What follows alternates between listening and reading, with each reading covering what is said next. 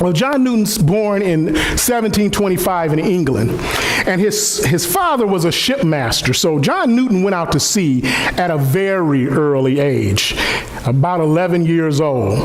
And even once his father retired, John Newton stayed out at sea. Part of that was not his choice. He was pretty much drafted into the Royal Navy. And then after a time with the Royal Navy, he went on merchant ships, and he also served on slave ships.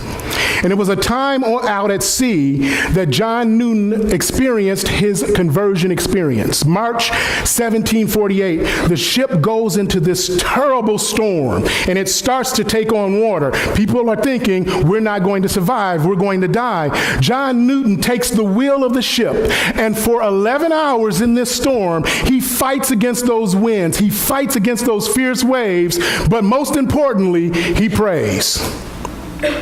He prays to God to save his life.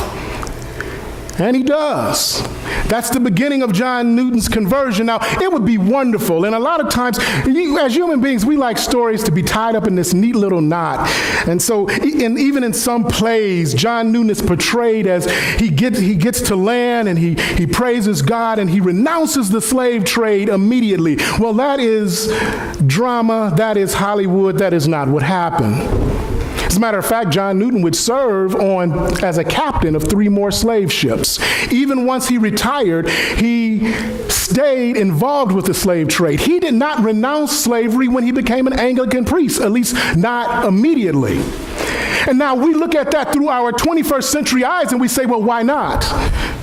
Because John Newton was a man of the 18th century. And it took time. You see, all of us, well, not all of us, but most of us, the transformation that we go through as Christians is gradual, and it is slow, and it happens over time. And that's what happened with John Newton. It took time for him to see outside of the world that he lived in, and through the power of the Holy Spirit to realize the evil of the slave trade. And so eventually, in 1788, 34 years after he retired from the slave trade, John Newton did indeed renounce slavery. And for the rest of his life, he was an abolitionist. He would die in December of 1807, but he would live to see the abolishment of the slave trade in Great Britain. Now, that didn't mean the end of slavery. Slavery didn't actually end in Great Britain until 1833, but the slave trade would be abolished. And this man who was a part of that trade and then later renounced it would see its end.